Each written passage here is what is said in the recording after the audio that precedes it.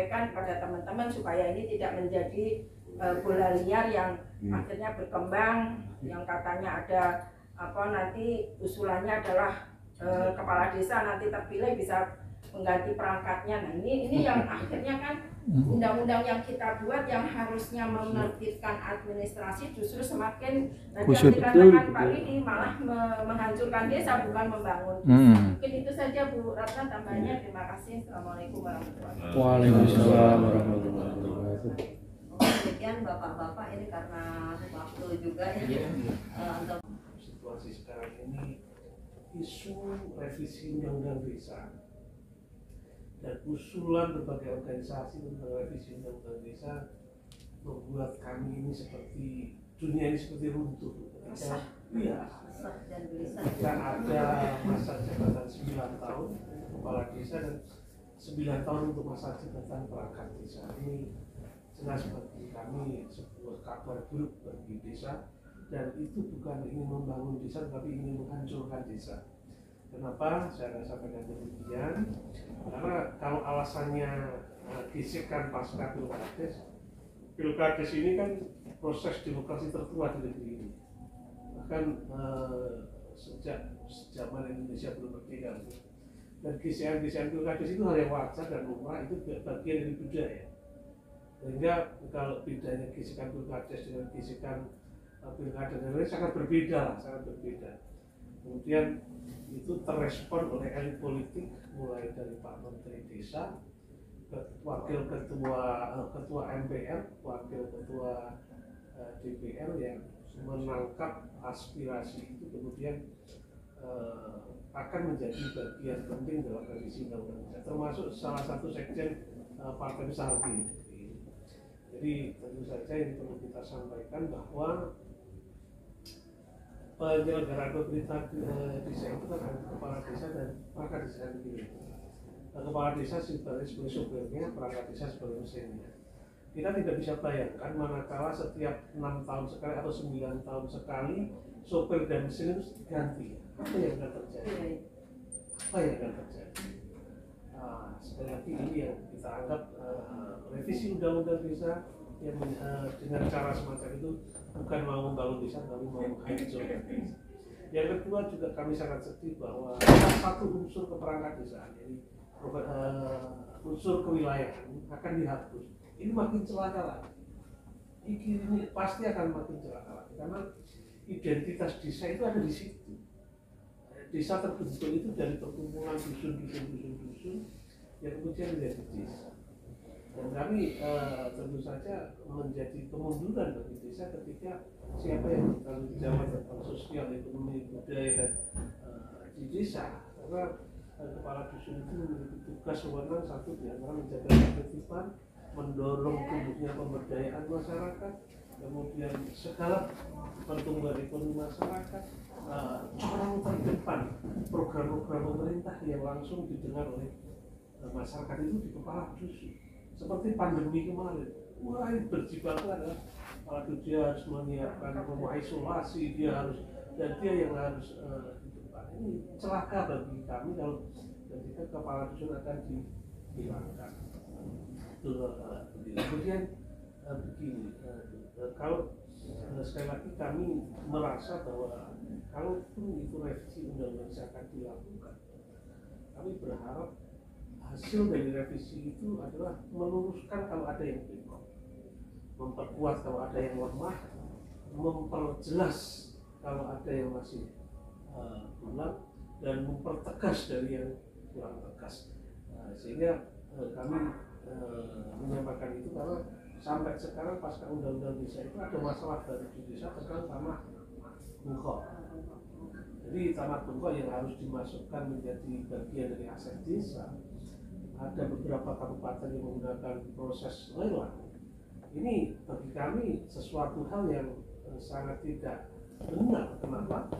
Tanah bungkok itu kan sudah menjadi hak rekognisi subsidiaritas yang jelas keperuntukannya bahwa pada tanah ini itu tanah bungkoknya si bayan, tanah bungkoknya si kepala urusan, ini tanah bungkoknya Modin, ini itu kan sangat jelas. Jadi itu tidak bisa kemudian dijadikan kas yang kemudian terlelang. Kalau dilelang maka harus adil. apa itu yang disebut tanah kas desa, mulai dari tanah lapangan yaitu untuk anak-anak muda, untuk SD, untuk SMP, untuk puskesmas itu harus dilelang semua. Ini kemudian yang sebenarnya sudah terbedakan anak-anak aset, jangan kemudian dengan alasan untuk kepentingan umum kemudian mengabaikan hal-hal yang hakiki sejarah masa yang lalu.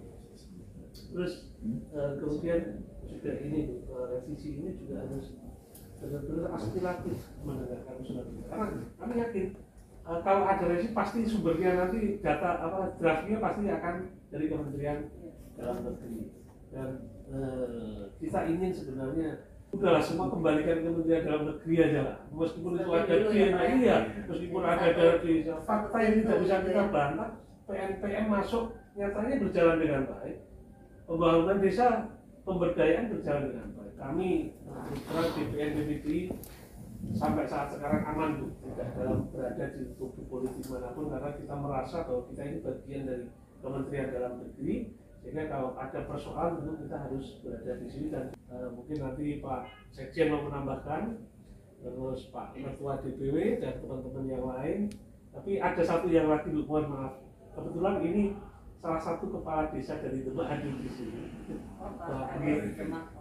Ada persoalan yang lucu ketika beliau ini memiliki kewenangan untuk melakukan mutasi jabatan, kemudian perangkat. Iya, jadi diperangkat dipromosikan menjadi sekdes. Dipromosikan menjadi sekdes kan bagi kami itu kan baik. Penghargaan kinerja bagi nah di Permendagri sudah berjalan. Tapi ini dipermasalahkan terus sampai diancam, diberi ancaman sanksi gitu. Apa yang dimasalahkan dari Pemda? Nanti biar dipintek. Nah, itu yang ada tanda kutip ya Bu. Nanti harus dipintek gitu Bu. Dan kita berharap nanti dari Kementerian Dalam Negeri ada surat tuh. Ya, apa yang dilakukan oleh Pak Kepala Desa Paru sudah sesuai dengan Permendagri dan tidak boleh lagi ada intimidasi dalam bentuk apapun. Itu yang sangat mendesak. Saya kira itu nanti mungkin Pak teman-teman yang lain yang terakhir nanti Pak Lurah matur sendiri ya Pak ya. Pak Kades matur sendiri. Monggo Pak Sekjen. Assalamualaikum warahmatullahi wabarakatuh. Waalaikumsalam warahmatullahi wabarakatuh. Selamat siang. Terima kasih atas maksud yang telah disampaikan oleh Pak Budi dan kesempatan.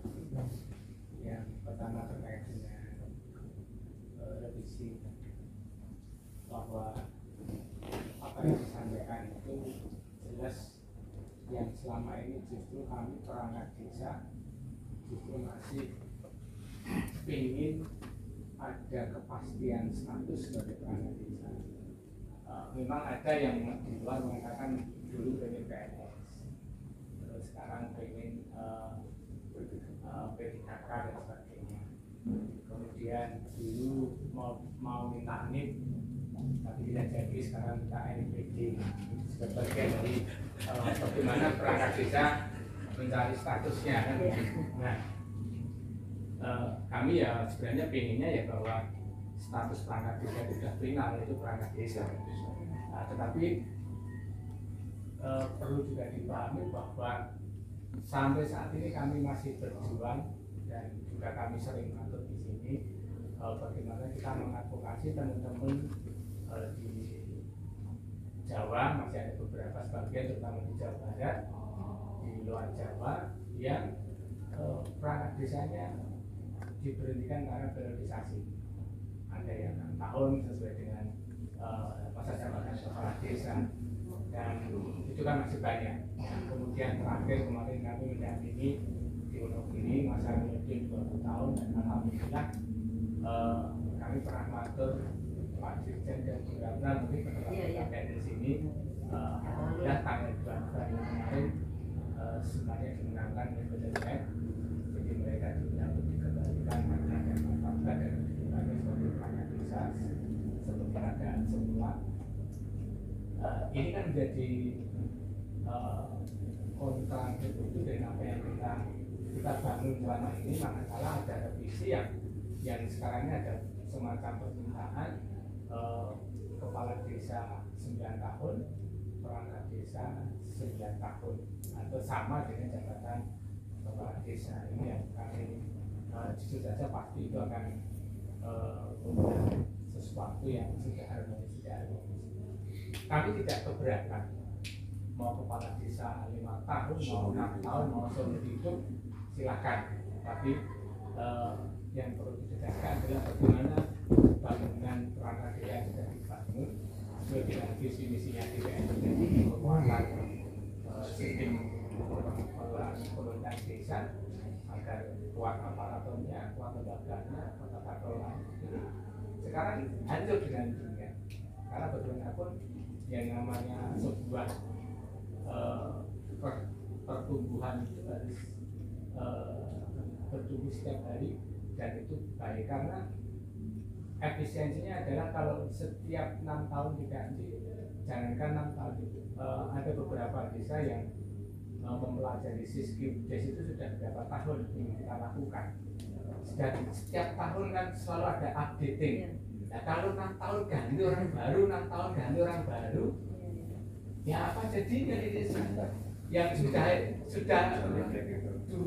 dua periode kepala desa aja beliau jadi petugas saja masih harus selalu belajar karena ada updating. Ini kan menjadi sesuatu yang kontraproduktif. Nah, jadi kami ingin tadi yang maksud Pak Wiki bahwa yang perlu dipertegas adalah itu status perangkat desa itu sudah terang, sudah jelas, itu perlu dibeli bahwa sudah bagus, tinggal penguatannya saja agar sesuai dengan undang-undang nomor 6 2014 itu dilakukan terkait dengan bahwa perangkat desa pensiun di usia 60 tahun atau 65 tahun bagi yang di atas 10 tahun berusia. Itu yang jadi bagian utama. Yang kedua, kami menambahkan juga terkait dengan kasus yang dialami Bapak Kepala Desa Waru, karena kebetulan di beberapa waktu yang lalu datang ke sekretariat untuk mengajukan ini, karena yang terjadi di Demak itu adalah mungkin satu-satunya kabupaten yang masih menerapkan sekdes PNS di desa. Nah, kemudian yang luar biasa adalah di Perda maupun di Perbuknya itu sekdes PNS itu luar biasa. Jadi sekdes PNS di Demak itu manakala beliau itu pensiun tapi umurnya belum ada 60, dia tetap bisa melanjutkan sebagai sekdes non PNS-nya. Jadi saya sekdes PNS, saya pensiun, tapi kalau umur saya belum 60, saya tetap bisa melaksanakan sampai 60 atau sampai 65 tahun. Itu kan luar biasa. Nah, itu kan luar biasa kekuatan sekdesnya. Kemudian yang kedua, selain mereka mendapatkan fasilitasi sebagai pegawai negeri, mereka juga masih mendapatkan TPP Bengkok itu 75%. 75% dari Bengkok. Nah ini kan menjadi sesuatu yang luar biasa. Kemudian ternyata yang terjadi di Demak itu justru kami bilang konyol itu karena justru dari pihak di Permas Des ya, dan di hukumnya kemudian dari DPR itu justru yang melakukan apa ya, intimidasi terhadap kepala desa, terutama kepada kepala desa Waru. Sekdes yang diangkat kebetulan hadir juga ibu ini Pak Karnadi. Beliau itu dulu sekdes yang meninggal dunia, beliau oleh Pak Kepala Desa diangkat menjadi PRT. Kemudian setelah 3 bulan ya, 6 bulan berikutnya didefinitifkan kurang lebih tahun 2019. Dari 2019 itu sudah ada intimidasi untuk mencabut SK. Kalau tidak mau diberikan sanksi, tapi ternyata sampai 2022 ini tidak ada SK yang atau surat apapun yang ke Pak Kepala Desa. Tetapi karena Pak Kepala Desa ini menduduki jabatan baru periode kedua, karena saya dilantik, ini di Akasadi. Nah, kemudian beliau datang ke Dispermas bahwa di Demak itu tidak memberlakukan. Jadi mutasi itu tidak dikenali. Pinten, Pak. Nah, kemudian beliau, nah apa dasar Pak Kepala Desa ini? Karena beliau mengatakan dasar saya adalah Permendagri nomor 67 tahun. Tapi dari DPRD, dari Perman, dari Kepala itu kan peraturan nasional di Demak tidak berlaku. Nah, dan bahwa peraturan Dia itu bikin negara sendiri. bukan bagian dari struktur undang-undang. Begitu, jadi macam-macam lah. Akhirnya tentu Pak Mardhani cukup tekun, cukup tegas dan teguh. Dia mengatakan kalau memang saya harus mencabut SK pengangkatan Pak Karnadi sebagai sekdes, tolong tunjukkan pasal mana yang saya langgar. Nah, karena mereka mengatakan bahwa terkait mutasi tidak diatur dalam undang perda, maka saya sudah sampaikan kalau tidak diatur tidak melanggar, Bapak. Saya bilang gitu. Nah, SOTK tahun 2021 sah sampai hari ini. Ya, SOTK sah sampai hari ini. Kemudian beliau menandatangani APBDes mulai dari 2019 sampai hari ini juga sah. Tidak pernah dikembalikan. Kemudian beliau beberapa waktu lalu menjadi pelaksana harian karena ada pemilihan kepala desa, maka beliau diangkat menjadi pelaksana harian PLH kepala desa. SK-nya sudah berbunyi bahwa Pak Karnadi ditunjuk sebagai pelaksana harian dari jabatan karena jabatan dia sebagai sekretaris desa, jelas itu, tapi ada kontradiktif.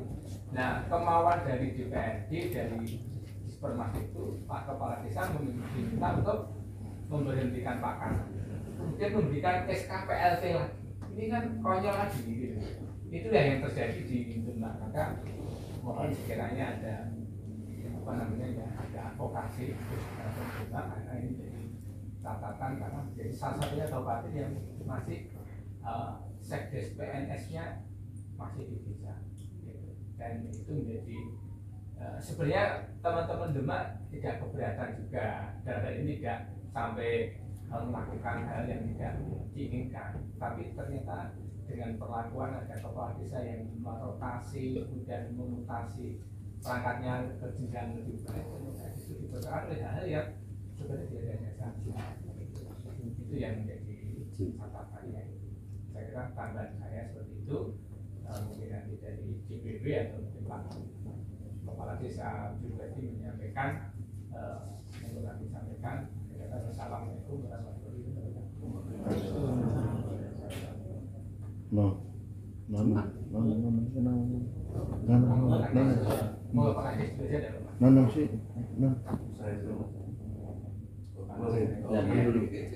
Terima kasih Mas Turun untuk waktunya. Saya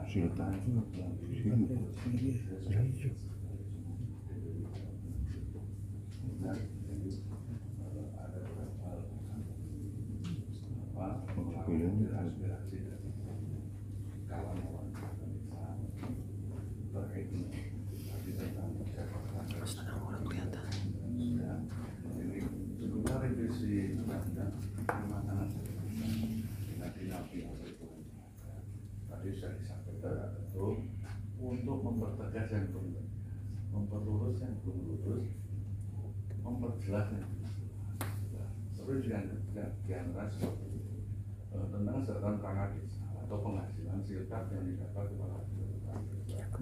Menurut kami, ya kami bersyukur pada awal kami diperangkat tidak ada yang menghasilkan.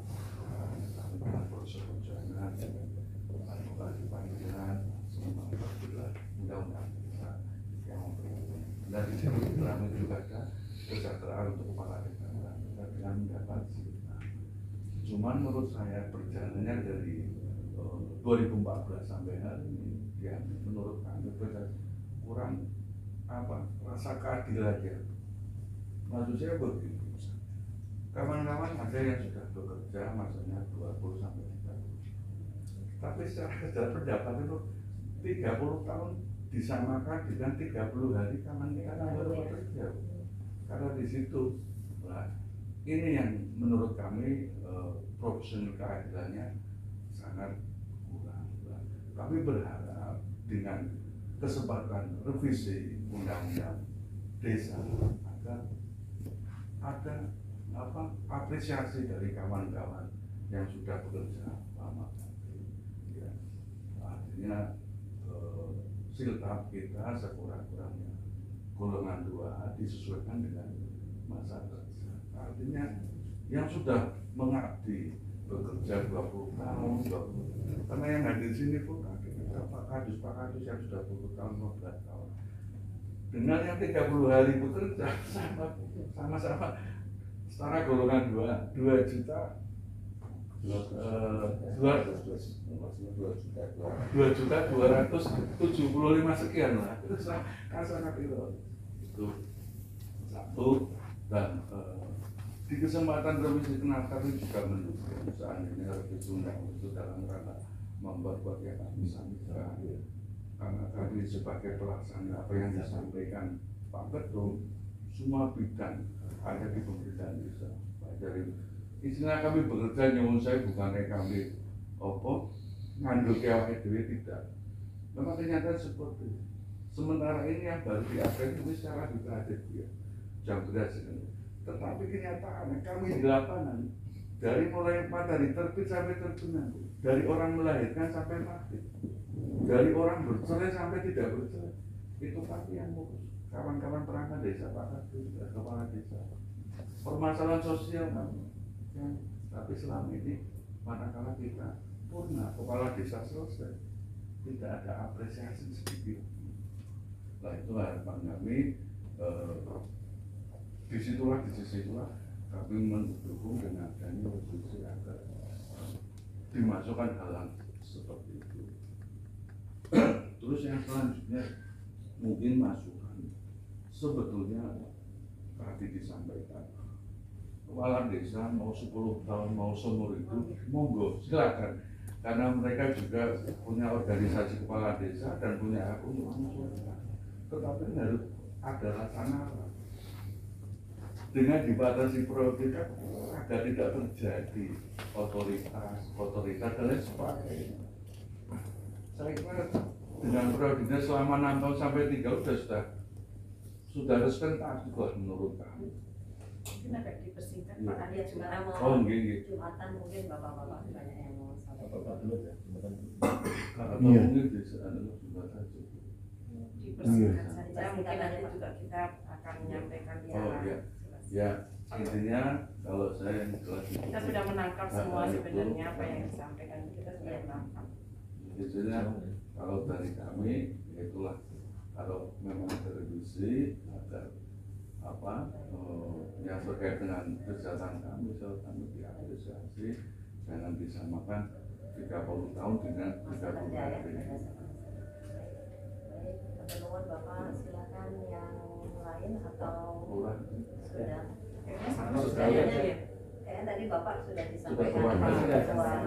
Ya minta tolong aja Bu, kalau memang itu aturan sesuai yang saya harapkan pemerintah negara kasih surat saja. Gitu. Ya, baik Bapak-bapak, terima kasih banyak atas hal-hal yang disampaikan kepada kami. Nanti akan kami teruskan kepada Bapak Dirjen apa-apa yang telah disampaikan oleh Bapak-bapak sekalian.